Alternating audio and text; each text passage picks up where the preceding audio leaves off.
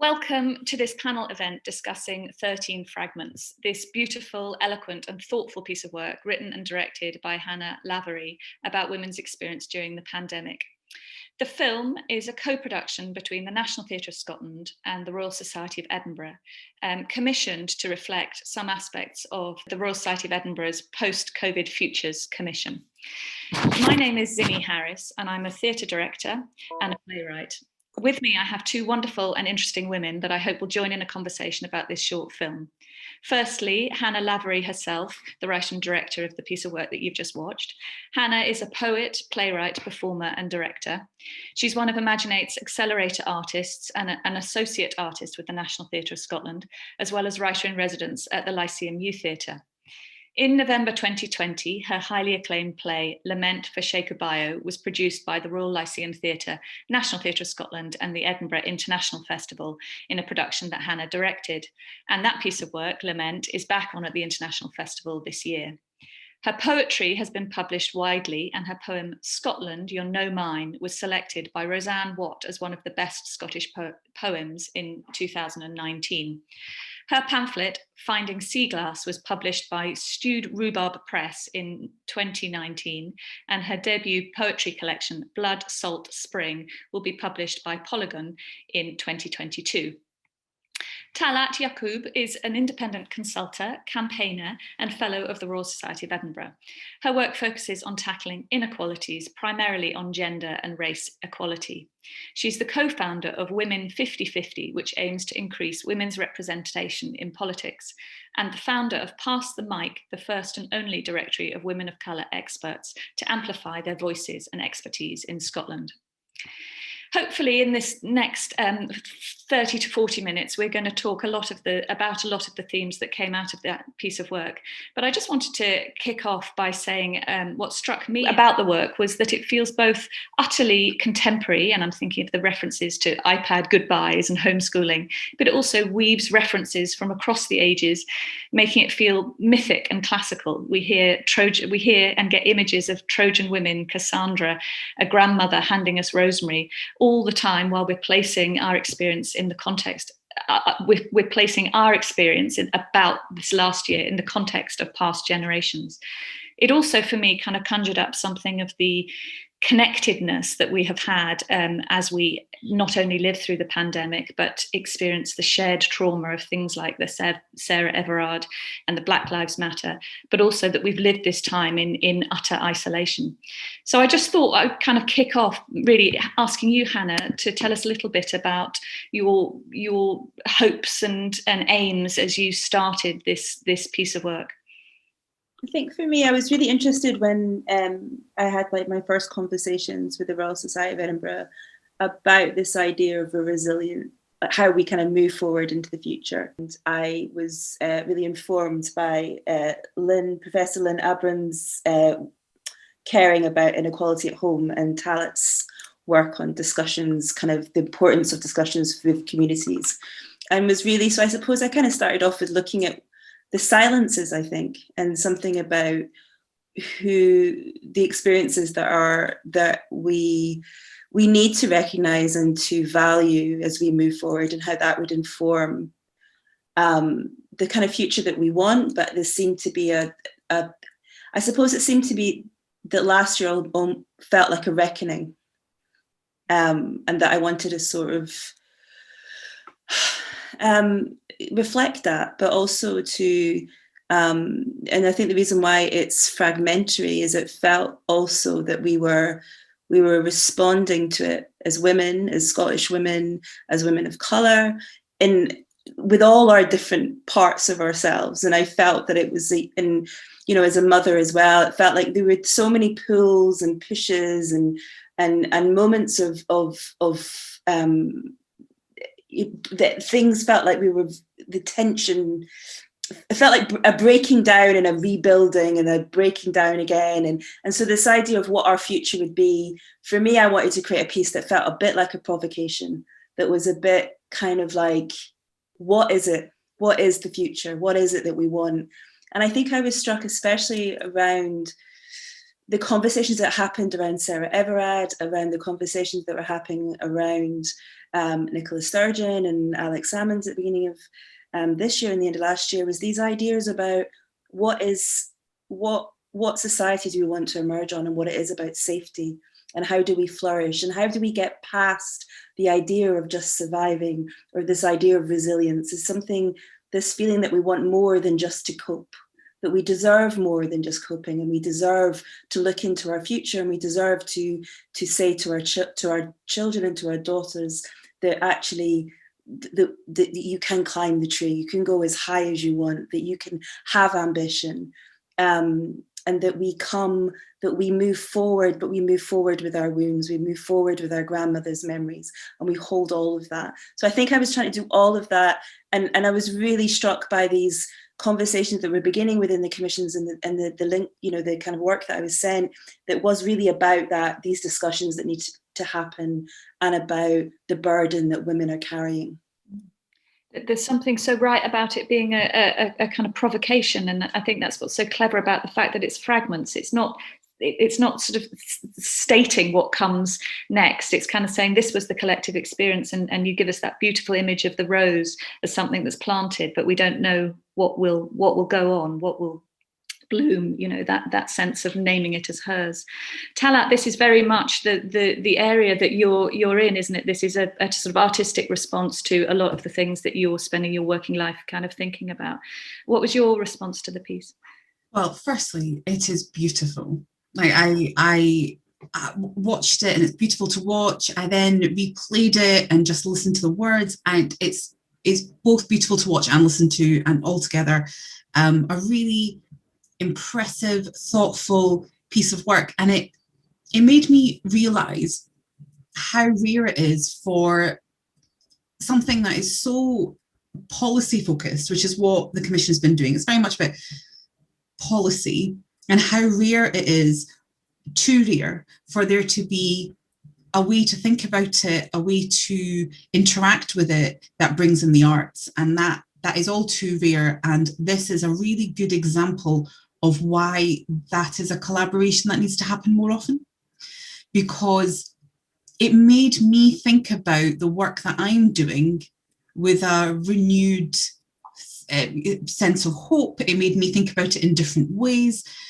And when we were talking about the fragments, everything, Hannah, you've just outlined there are the struggles with which we have come to the Commission and tried to piece these things together. Because, of course, the fragments that Hannah so articulately expressed there, and then does so through her spoken word and her poetry in the 13 fragments, those fragments exist when we're trying to create better and improved society. And often that fragmentation, the siloed thinking that something exists over here but it doesn't exist over here, is why our policy making is not fit for purpose. So having a kind of such a creative and artistic overview of what the Commission has been struggling with and researching and understanding and talking to people about was really refreshing, but done in such a vivid way that I think it just articulated some of the policy frustrations in a new and better way. And it really made me think about, how can I do more of that in the rest of my work? And how do we do more of that in policy making, in conversation building and research? How do we build in more creativity, more artistic approaches to enable us to think about this and talk about this in a different way? I really enjoyed it. Is it worth saying, I think, just before, because we'll talk more, just to give us just an overview of what the Commission is and what it's doing, just for those that don't understand or haven't come across it? So the Post-COVID-19 Futures Commission was put together by the Royal Society of Edinburgh last year, when we were in the midst of the pandemic, thinking about, well, what do we want to learn from this? How do we want to come out? And it was about building a fairer society as a consequence of that. And a whole host of experts from different areas, from public participation, from the arts, from public services and health, economy, business, scientists, from all different areas, were asked to come together, and then working groups of wider networks were put together, and we talk about public debate and participation, building inclusive public services, access to science, and building national resilience. All of these different areas and working groups that we have created to be able to try and put together recommendations, key learnings, ideas and thoughts to encourage an improved Scotland, a fairer Scotland coming out of COVID-19. And having an opportunity to work with Hannah and having Hannah's input on this in the fantastic film that's been produced puts into context, artistic context, wider context, the conversations we're having inside the Commission. We're asking ourselves questions such as, who gets to have access to decision making? We're asking ourselves questions such as, do our public services work for those who need them the most? How do we create trust in science and expertise in a time when conspiracy and fake news is growing and is more of a concern? Big questions require a lot of reflection and often contradictions coming at us through the Commission. So it's a lot of big thinking. And the hope is to produce a report. We've done a number of events, public events, and hopefully there will be more to come in the next parliamentary session where we outline some of our thinking in the hope of building that better Scotland everyone deserves. And so it's sort of, when you're talking about what it is that art can bring, what are we kind of getting at here? Is it that space where we can feel something kind of emotionally, we feel it in a different way? I mean, Hannah, this is to you too, in a way what you're trying to do with the Commission is take the kind of lots of different people's kind of collective experience in order to take it forward. And Hannah, there you're working with very personal material close to you, I suspect, or that's your starting point is always the individual. I don't know whether either of you have a kind of thought. I mean, I think for me, I suppose as an artist, as a poet especially, it's about looking very closely. So it's kind of getting back to the sort of taking what was quite interesting for me. A lot of these conversations were happening. We're kind of taking little things and making taking these individual moments and interactions and trying to build that into thinking about how that could be put into policy or to put into decision making that would affect a wider society, and I suppose to affect us all. And then I think my job is almost to turn that back round again, is to go, how are these big things, how do they then relate back into a smaller, and to bring that sort of individual and to bring that kind of individual response and that personal response.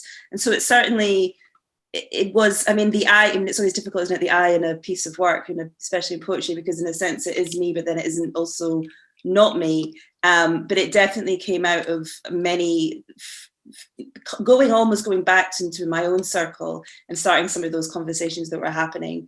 And then I think the piece, when I brought those words into the room with BETH and BELDINA and Nat, it was almost then about kind of again bringing in their personal reactions and which is what happened with the music and the filmmaking and the movement. It was all sort of, we were constantly having a conversation about what this year meant to us and what that meant to us from where we stood and where we came from and how we responded to this year. And I think that for me, I always feel that, I suppose, what art can do and what poetry can do, and Roger Robinson talks really eloquently about this, is about, it creates empathy. It draws people in, and it's about, and I think very much this is a beginning of a conversation, this piece to me. It felt like this would hopefully support conversation, because my hope was it would offer an opportunity for people to build their empathy for each other. And I feel like that when we're talking about creating fairer and better societies, then it feels to me that the root of that, or the what supports that, is developing our empathy for each other.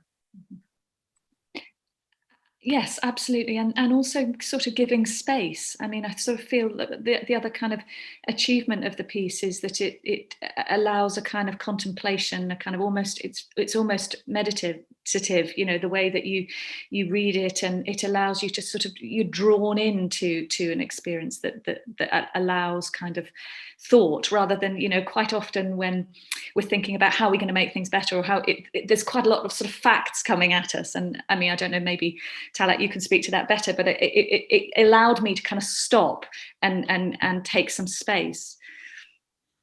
You know, in the policy landscape, we use the term lived experience a lot, and sometimes we use it accurately. A lot of the times we don't. Right? And what this piece illustrates is, to me, that's the thing about it, is a personal reflection, I guess, to me, is exactly what Hannah said, bringing it back to those who are living it day in, day out, bringing it back to those experiences, because decision-making and policy-making in Scotland, we do talk a lot about being progressive, we do talk, and there are very good things about it, but we're not there yet. We're nowhere near there yet. We're pretty heavy on the rhetoric at times of it. So policy-making, decision-making is still quite, really very exclusionary. It's a small group of people, and sometimes that includes me, talking about things, and then those things happening to people. It's not happening with people. And whilst watching this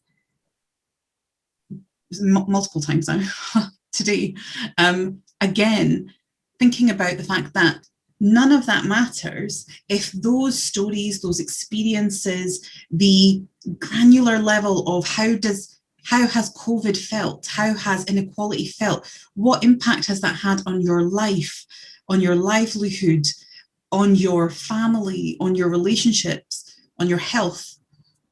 If those two things are not linked together, policy making and decisions will never be fit for purpose.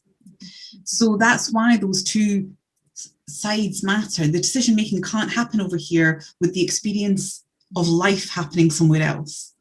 And I think that's what this brings us back to. The words bring us back to how people have felt, what that experience has been. Hannah talking about her own experiences and talking to others in her network, and then building this wonderful production. I think more of that needs to happen, and more of that and the policy realm needs to come together so that the data and the science doesn't feel so far away. Mm. The numbers that we've talked about, when we talk about numbers of people who have died from COVID-19, when we talk about the number of people who have contracted COVID-19, they're not numbers, they're people. They're families that are affected. They are friends that are grieving. They are communities that are harmed. And in the case of COVID-19, Black, Asian, minority ethnic communities, women, disabled people, working class communities, disproportionately affected. They aren't just numbers, these are people's lives. And I think we need to bring that back into focus more, because as COVID-19 has progressed, I think we have started to normalize some of the harm of it. We've become used to some of the bad news of it, but we have to go back to remembering it's people, it's communities, it's us and our next door neighbours and our mothers and our fathers and our families. And I think this piece of work does that very well. And I think we need to do more of that across decision making. Something so eloquent about, you know, we talk to our children about, I'm going to misquote probably, but talk to our children about death as we share our laptops, and, you know, that kind of sense of you know, having to do the day-to-day and the homeschooling and all that kind of stuff, and having to grapple with these kind of huge difficult things that were happening. But I think that the piece is broader than just COVID-19 in a way, because it's talking about this year. You know, she starts, sorry, Hannah, you start with, you know, that year, this year, and the kind of emotional experience that we've been through as women, you know, has been so affected by the fact that actually we were all safe. Oddly, we didn't have to go out at night. We didn't, you know, there was something about being in our houses, and then having this kind of horrific, you know, I mean, I know it happens all the time, and Sarah Everard sort of hit a level of publicity that isn't afforded a lot of murders, and we have to be mindful of that. But there was this kind of moment of kind of collective, what the hell is this? How can we be safe? And then, you know, many times now we're having to sort of re-navigate coming out into the world, and how are we going to take that space? And how did that sort of emerge, Hannah, or is that just so much part of your kind of emotional landscape of the year that it was bound to be there in a reflection? Well, I mean, I think I was doing a series of workshops, and a young woman said to me, we were talking about Zoom, and we were talking about how, that normal conversation about how awful it is, we miss seeing people in real life and blah, blah. And she just sort of piped up and she said, actually, I found it really liberating because I'm in control of what people see, and I'm in control, and I'm frightened about when everything opens up that I'll no longer be in control of how people perceive me or about being out in the world. And I think that was very much running through my head. And then when I started to look about that, and when I was starting to read the work about how women are very, like, we've been thrown back in our homes, and there's a lot of talk about how we've kind of gone, that we've been taking the lion's share of the kind of domestic responsibilities and all of this. And so there seemed to be this interesting thing about what home is, or creating our homes. And then, of course, we had, the thing with Sarah Everard, but we also had a lot of stuff around the kind of like really sort of conversations about the world that we want and the world that we want to inhabit. And I think for me that felt really something that I wanted to talk about. And I felt that we talk about resilience, and we talk about it. It seems to be so much about resilience. To me, often seems it's like a flight or fight response. And it feels like and I think a lot of people kind of reassess their lives and went, actually, I don't want to live my life on that level of stress. I don't want to just survive. I want to have more, and I want to be in control more. And when we started to talk about this in the room, this is when the film came about, this idea about Nat's body as a landscape, but also that we were controlling the gaze. And then the point in the film where we lose the control when we start talking about, when we have the jump cuts, which we felt, that was about the way a body is there, like where a female body is without our control, and the way it is seen and the way it's perceived, and then but actually having the control of where we point the camera and where we want to be seen. And I think that was trying to talk to that idea about actually the world we want, or out of this year, is one that we have more control of, the world that feels safe for us, and whether that is as someone of color, or whether that is someone in terms of of being a woman and being free of all the different burdens that we have to carry. Then that was a real starting point for me. And when I got the commission, it was literally just off the back of the time of when I was given it, was just on the back of what was happening with Sarah Everard. So that was very much in the news as well. So I think that all kind of informed it. Yeah. And I mean, so many things we were kind of up against ourselves as women. I mean, a lot of us were taken into a much more kind of heavy caring role of kind of either elderly relatives or of young children, or, I mean, even teenagers required so much more than sort of previously. So it's sort of set against this backdrop, and Talat, you'll probably be able to speak to this much more, but of a kind of sense that actually a lot of the ground that we'd gained in terms of kind of our own time and being able to put our own work first somehow sort of slid away, and there was a kind of, I think personally or a lot of us kind of felt that we'd gone back to a kind of real grind of there was nothing but the domestic. And I don't know if there's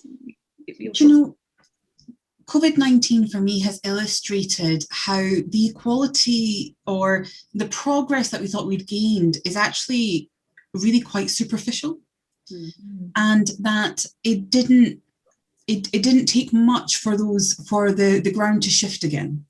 So how quickly women took on disproportionate levels, even higher disproportionate levels of care.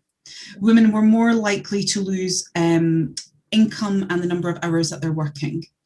It was Black, Asian, minority ethnic communities more likely to get COVID and die as a consequence of COVID. Equally higher proportion of them likely to lose income, but more likely to be frontline staff, putting their own lives at risk and saving the lives of others. We know this, and COVID-19 has exacerbated those inequalities, but there are certain things like the language that we use. Suddenly people became vulnerable. We were using the term vulnerable a lot more, thought we had moved on from that. how quickly, when we're talking about the shape of policy making right now, which is about getting back out and opening up, and really particularly UK government decisions about learning to live with COVID, but not really thinking through what kind of impact does that have for those who are most at risk, unpaid carers and frontline staff. Across the board, the majority of those are women, and within that, disproportionate numbers of women of colour. So I think it has illustrated to more people than just those of us who work with inequalities how slow the progress has been and how fast we've retreated back into a very unequal space. And some of the wins that we had achieved, even those we're going to need to fight for again. So there's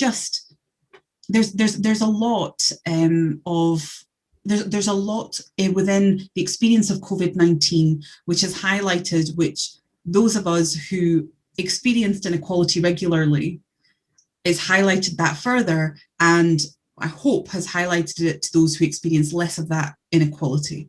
We've certainly had a lot of that talk. Now we need to convert that into kind of change and learning. I think there's a line, and again, I'm going to do the same thing, Zinnie, which is I'm going to remember the line and then not do it justice, and I'm very sorry about that. But there's a line where you said, as if we all had a choice, as if we all had our say, I think it is. And that's exactly it. With choices and the level of stake and the level of space you occupy within the conversations that are taking place, the decisions are being made, is already decided by your protected characteristics, your class, your experience, your education level, the personal networks you have. So we didn't all have multiple choices. We didn't all have a say. And that is what defined our experience over the last 15, 16 months. Yeah.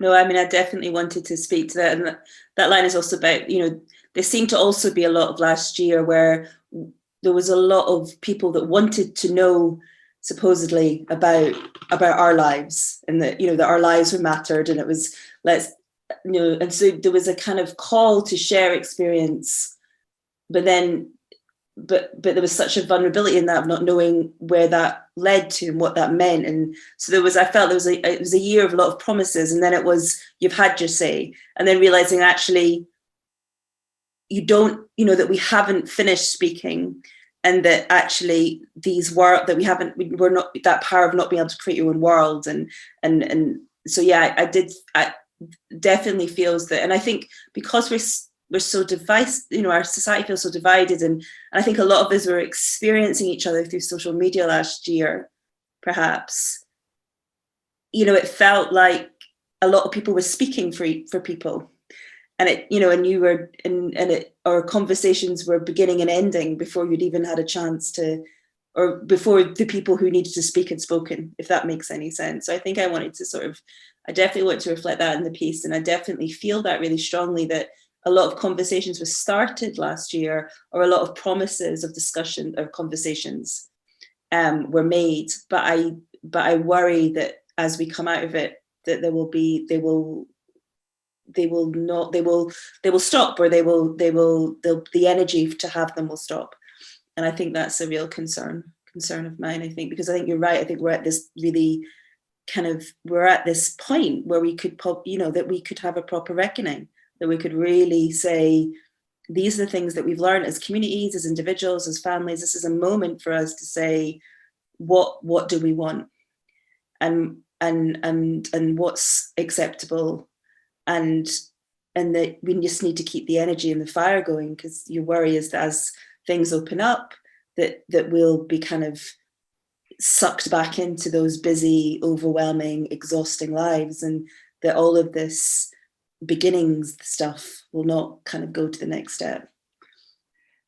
And what's your sense on that, Talat? Because I think hope is a sort of thing that we all had our own experience of last year. I mean, at every point there was, right at the beginning, there was kind of people saying online, oh, but this is great. This is how the, climate change is going to be held in its tracks and the aeroplanes aren't in. And then, you know, as we kind of got into it, that didn't really kind of turn out to be the case. And then, you know, there is now this sort of highlight on how unequal society was. It was highlighted before, but it has come to the sort of national debate in a slightly more high profile way. And what is your sort of sense of how that will be taken forward, or do you think as she sort of, as it says in the piece, you know, the time capsule, will it be buried, or will that rose bloom? So I want to be an optimist, but it's not my natural disposition, I'm not going to lie. And I also acknowledge the fact that the piece ends hopefully. The piece ends in hope, and that's where, you know, we're talking about the rose, and we're talking about climbing that tree, and it's the ending of it is beautiful, and I do think that there's hope there. The concern I guess I have with this, and it links exactly to what Hannah was saying there. At the beginning of this, there was a lot of conversation. We kept hearing build back better or build forward better. What my concern is that we're talking a lot about, so now over the last few weeks, we've been talking about opening up, changes, essentially no restrictions in England, very few restrictions within Scotland, so although we're keeping face masks, which I agree with. What we've witnessed is actually a return back to normal, but normal wasn't working for the majority of people. So there was a conversation that was optimistic, I would say, in the first 6 months. We were really talking about, you know, this is a point where we should be thinking about how we build a better society. There was a lot of conversation about 4-day working weeks, conversations about flexible working becoming the norm. How do people who have always been isolated because, you know, thinking about the fact that some people were having to stay at home or stay very local. Well, for a lot of disabled people and unpaid carers, that was every day. That was normal life. We were experiencing a little piece of what their everyday life was. Actually, you know, 15 months on and how we are opening up makes me think we're actually forgetting those lessons of the first 6 months. And part of that is frustration, exhaustion, and a lack of empathy. And I think we need to get back into that first 6 month thinking, which was, we've got to get through this together.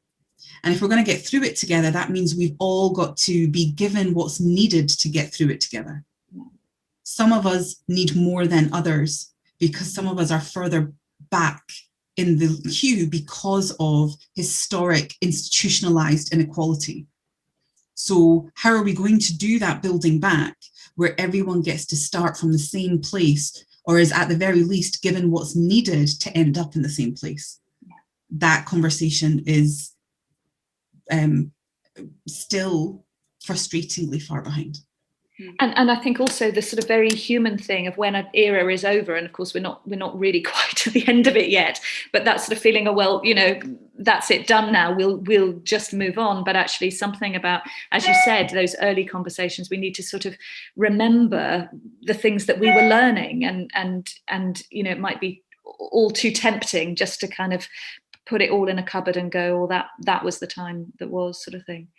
Hannah, any thoughts from you about that? Yeah, no, I'm in total agreement, and share a lot of that. And I think for me, it's also just that whole thing about, there was a point where we realized that we had agency, and it feels that there's so much now is kind of taking that away from us again, that we actually realized that as communities we could look after our neighbours if we wanted to, there was something in that was, I found, really kind of revolutionary in a sense, that actually, you know, you just give us what we need and we will knock on our neighbours' doors, and we will make sure people are okay. And, you know, when you had small villages and small towns and big towns, and everything has got people going out for like Black Lives Matter, and they were just saying, right, that's it, we're just going to go and stand on our village green and we're just going to do this. And there was such, I mean, obviously there was a lot of, you know, we can talk about the kind of naivety of that or whatever, or the performativeness of that, but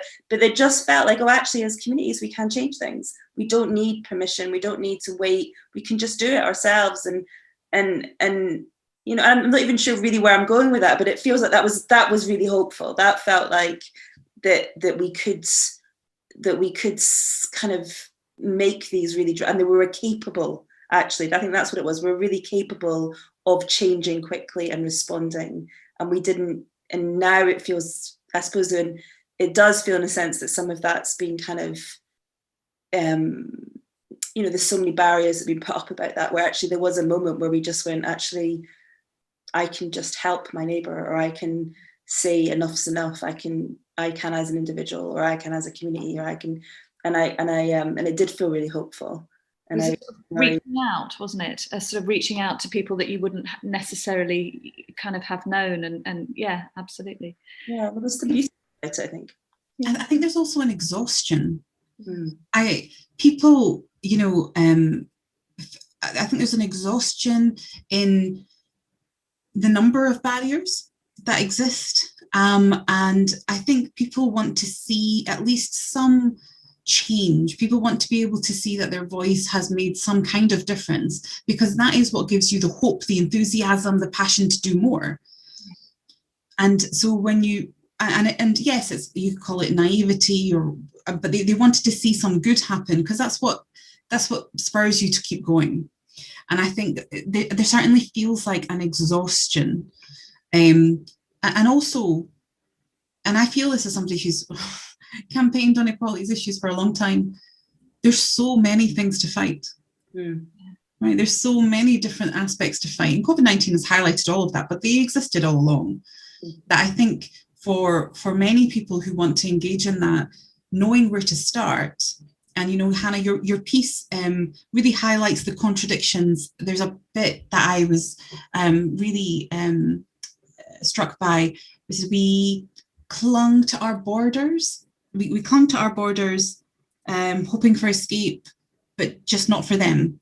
Again, I've not done that justice, I'm very sorry. But those contradictions, the way in which it's this group of people get something, but this group of people who decided does not, and these are arbitrary nonsense categories we've created, which is really just to ensure that those who have power keep it, and those who don't have power don't get any.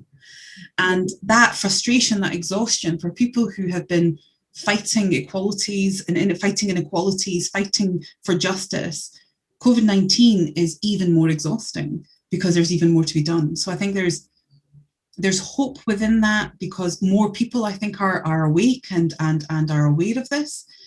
But I think there's so many barriers in being able to do something about it that we need to really try and tackle. And I don't know if you have any sort of solution to that, but I mean, you know, Hannah's able to make this wonderfully sort of provocative piece to really kind of keep that dialogue going, or to re-provoke, and you obviously are involved in policy, but for sort of the person that isn't plugged into either of those things, it is difficult to know how to, you know, particularly as you say, when a lot of us just want to move on with our lives and get on with the next thing, or back in that busy world. How do we keep that conversation going? How do we sort of tackle those things? Yeah. I mean, it definitely feels to me that, like, we've lived through a global pandemic, and we've got a global issue around climate change, and so many, it always just, and I think that's why I had that line, call it Scotland.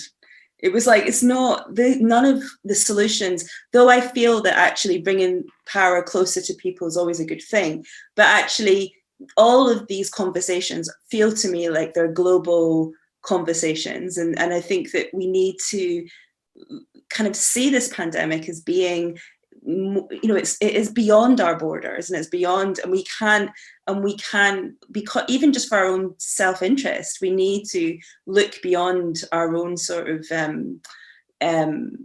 need to look beyond and see how that the solutions are global solutions, and these conversations are global conversations, and I think that, you know, it's good to talk about positive future for Scotland, but I think that positive future for Scotland really can only be fully realised when it's a positive future for all of us wherever we live. And I think that felt really, I really wanted to make that kind of point in the piece, but that also feels to me that was one of the opportunities that we had with this pandemic, was to start to realize that the solutions to many of our problems are solutions that we have to find together as a world, and not keep kind of dreaming of our own kind of nation. I mean, that whole idea of, you know, it just seems bizarre to me that we're living in a point where we're still obsessed by nationhood, because it feels obscene, really.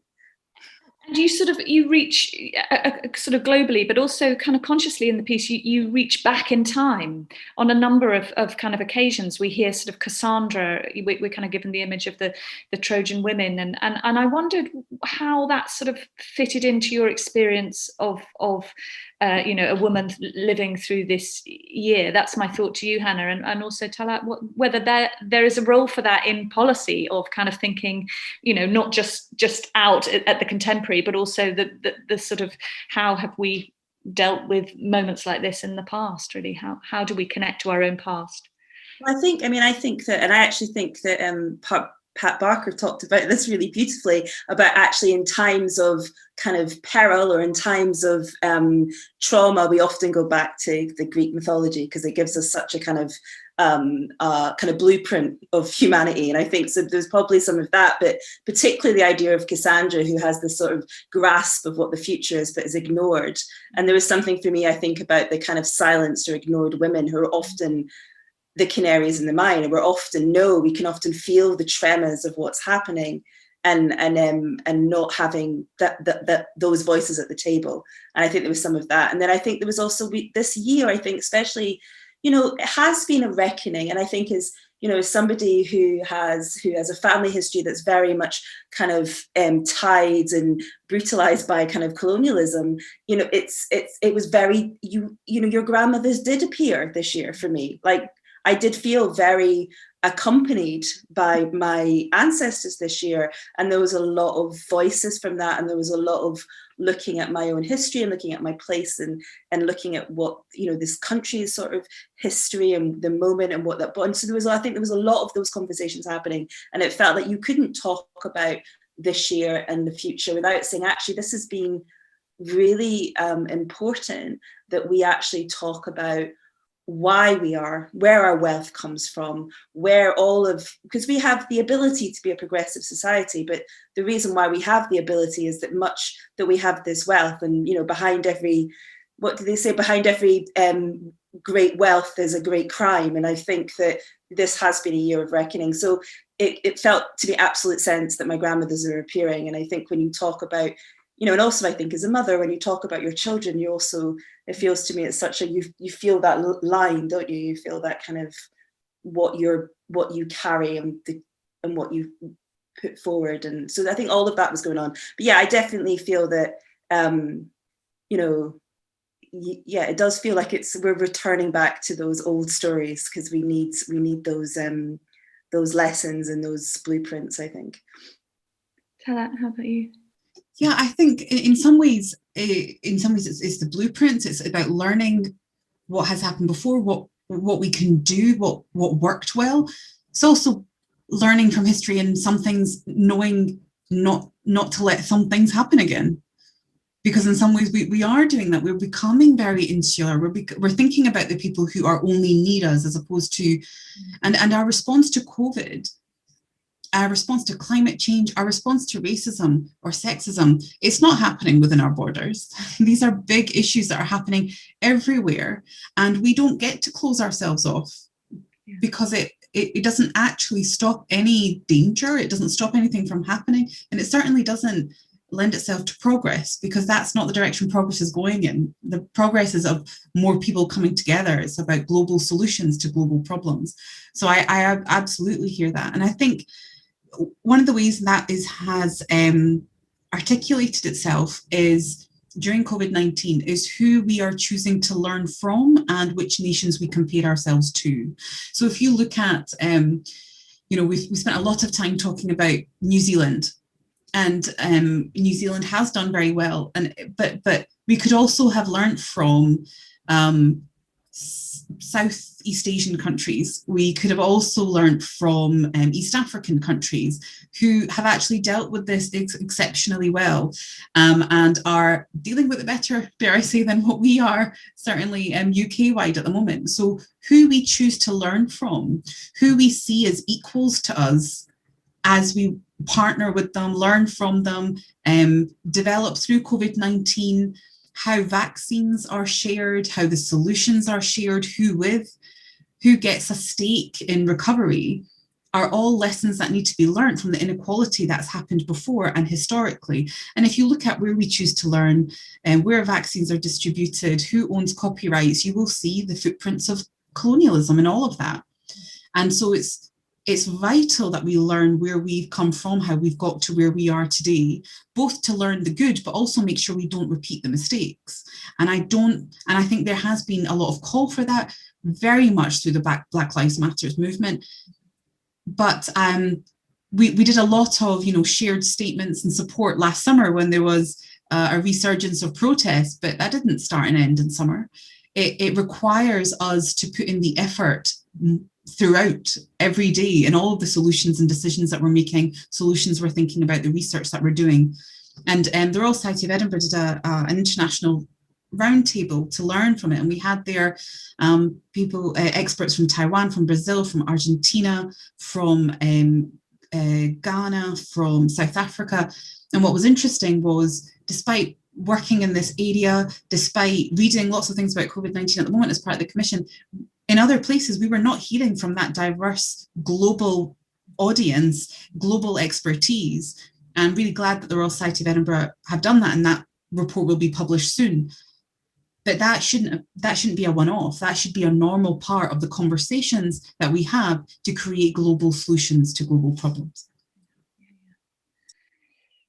I think we're probably starting to run out of time now. Just the other thing that is just so beautifully sort of touched on in the piece is, I think it's in part 2, is that idea of friendship, which in a way is sort of chiming with what you're saying, reaching across, understanding empathetically what other people are experiencing, but also our friends very kind of close on the ground, and how important they've been to us. I don't know, Hannah, if you want to say anything about your experience of friendship with other women and that kind of community of women which you're so talking about in this piece. I mean, I think it's been my female friends that have got me through this. It's been those little walks where and actually those little moments that there's, the bits that are really for my real life are the ones where like sitting on a bench with like my best friends and drinking a gin and tonic out of our kids' water bottles and just being able to talk. And I think what really struck me actually is so much, and especially I think so much of female friendship is portrayed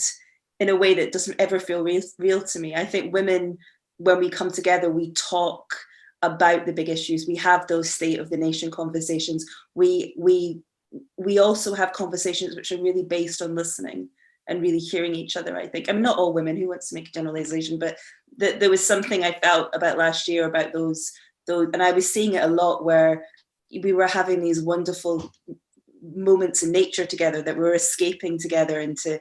And there was also, I live beside the sea, and I was just struck about how more and more women over the course of the year were taken to the sea. Like all the just every, start off with say 1 or 2, and then by now it means like almost every, including myself now, everybody is hitting the sea to swim, and we're all, and there seems to be a thing about wanting to be strong. And I think for me, and I talked a lot about Nat about this when we were making the film. There was something about that, looking at our bodies differently, looking at our health differently, looking at who we were, and that gaze, and being free perhaps of the gaze for a while, to be able to say actually what we want is strength and we want power. And actually we took to the sea and we swam together and we laughed together and we sat on benches and we shared so much that I think the normal life didn't allow us that, even though that we were drowning in domestic stuff, that when we got to be together in those little moments of walks or being, that there was something really special in that. And I do think that there's a power in the way women communicate with each other, and I think there's a lot of people that could learn from the way women, where female friends communicate with each other, because it's often very rooted in empathy, and it's very rooted in hearing each other and being vulnerable with each other. And I think that I think that we would progress, and we'd have a much more fairer society if we were allowed vulnerability in those conversations and allowed people to be wrong, because actually a lot of this year is about a lot of people are being confronted with realities that and of people's lives that they didn't ever know. And there's been a lot of people going, I didn't know that, and I didn't understand that, and now I want to, and so there's, and I think there's, yeah, so I think that's why they're there, those women, in the piece. What about you, Talat, and friendship? Did that? Oh, multiple times in my life, it is my friends, my sisterhood that has saved me. And COVID-19 is no exception. I've had just those. I've not been brave enough to dip myself in the sea. I've got to be honest, right? And I've been recommended it multiple times, and over the last year, more and more women have been recommending it to me. So I might have to do it, but I just don't know if I'm there yet. But yeah, the same thing. Having those walks, having that empathy, having that place to genuinely be all the different bits of yourself. Yeah. One of the things that I've really felt during COVID is I would have once upon a time kept my lives quite separate. Here I am at work, now I'm going home and I've got to do those things. Well, I can't do that. You're in my home right now. Yeah. My parents are in the background. And so, you know, I think in some ways it has given me, and I've had these conversations with lots of the women in my life, it has given us, well, it's meant that we've had to be all the bits of ourselves at the same time because everything is happening in the same space. But it's also, in some ways, and lots of the women in my life have talked about this, it has allowed us to maybe unpick some of the superficiality that was around us that we were having to perform to. Other expectations, other people's expectations, patriarchal expectations, whatever that might be, some of them we've been able to drop because of, exactly as what Hannah said at the beginning of this, there's a little bit of control of what's being seen. I don't have to perform in the same way. I'm not going out in the same way. And so in some strange ways, we've had conversations about feelings of relief at being able to opt out of conventions that were harming us. Those are conversations that I've certainly had within the wider sisterhood that I am very privileged to be part of. Yeah, me too. I mean, my experience of lockdown was that my sister, who's also a single mum, moved in with her small child right at the start. So we were 2 women and 4 kids, and absolutely did it as this sort of kinship group, and really we're kind of talking quite a lot about how different it felt.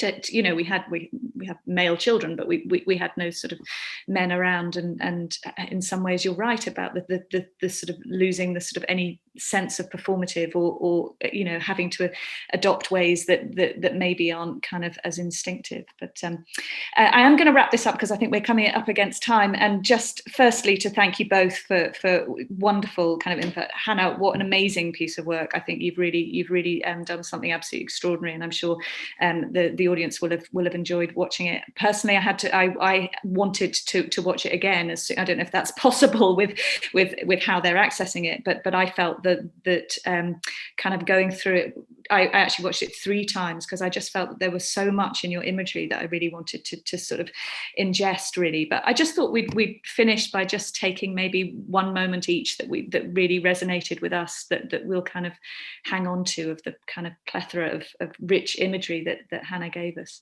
Talat, I don't know if you want to start with that one. Gosh, Hannah, there's a lot in it. I think one of the things that I really did pick up on was, I think you talked about, there was something about Grenfell Tower in there. There was George Floyd, Black Lives Matter, Sarah Everard, and I think what really captured my attention was, whilst everything has been happening, inequality has continued to flourish in other ways, and the reality check of bringing all of that together in this piece was really powerful, and I think it created a sense of duty, a sense of urgency, and also highlighted some of the contradictions of what we are talking about on our front pages and what isn't talked about. and what is on the forefront of our minds and what isn't. And I think that was exceptionally well done and a very important reminder. Wonderful, thank you. And Hannah, I mean, obviously you made it, all the images are yours, but is there one that particularly kind of you hang on to? I think one of the powerful bits for me was I'd written a piece about statues and about, you know, if we built a statue for our sisters, and Nat responded to that so beautifully with when we kind of, the camera came up, Beth had kind of scoped the camera up, and then when it gets to Nat's face, she just turns away in this most beautiful image of sort of strength and power and defiance. And I think whenever I think of that film, I see Nat's face just kind of holding all of that history and wisdom and yeah, and I definitely feel that there should be statues to our sisters and buildings built for our sisters to speak. And I think that was probably, that felt that that's what we were doing together, and as a group of women making this film, is that we were creating our own space for women to speak in. And I hopefully, what's been lovely about this today is it felt like that kind of provocation or that kind of space we created is worked on some way. So. And I'm also so glad that you've brought in the, you know, the beautiful performance and filmmaking, because we've been sort of talking about the kind of themes and haven't really sort of mentioned that, but absolutely stunning imagery and music and the whole thing. But okay, well, mine, I think, as you know, is just, I love the kind of metaphor that you give us of the rose at the beginning and what will happen to it, and then at the end your beautiful line about what to call it, and I'll call it hers, I think is just absolutely something that I'll hold really tight as we all think about what comes from this. You know, will it be ours? That will it belong to her, us, as we go forward? So thank you both so much. Absolutely terrific. I've really enjoyed this, and I hope you have too.